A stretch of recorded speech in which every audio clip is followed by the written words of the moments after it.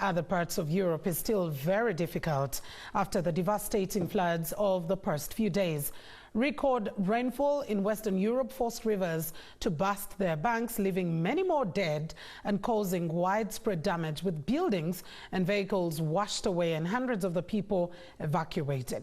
Joining us from Berlin is DW's Thomas Sparrow to give us an update. Good afternoon from Kampala, Uganda, Thomas Sparrow. Now, what's the latest that we do have with regard to an update on the floods, and what efforts are underway by government to help the people who've been affected?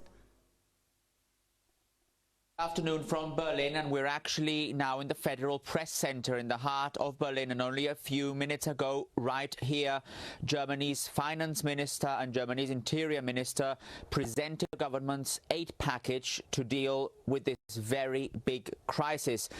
Both ministers stressed that the overall aid package for those people who have been affected by the floods in the western part of the country will initially amount to 400 million euros, and I put the focus on initially because it is still obviously very early to know exactly what the damages are and how long it will take for authorities both at the regional and the federal level to reconstruct not only private property but also all the damage to infrastructure. And that's why authorities have stressed that in addition to that they will also probably have to offer billions of euros to rebuild streets, bridges, railways, tracks and so on. These floods have been described as unprecedented here in Germany as some of the most difficult catastrophes in the last few decades, and it'll probably also have a very big political impact if you judge by what is happening now on the ground, and also by the fact that in just a couple of months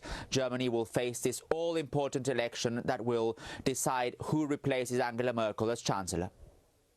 Let's look at the political impact that you just hinted on. What bits of the political implications that these floods could have, and are there any lessons being picked with regard to emergency response?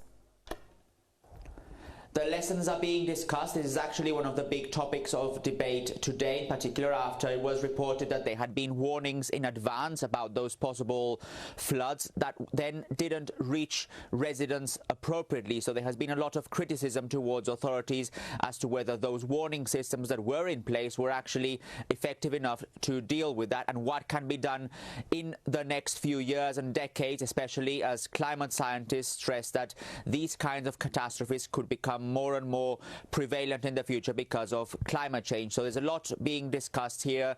For example, more mobile warning systems or better sirens for the different parts that could be involved, or even better coordination between federal and local authorities. Again, a big topic of discussion, that one that will probably continue in the next few weeks, especially if we look at all this from the perspective of the German federal election coming up in September.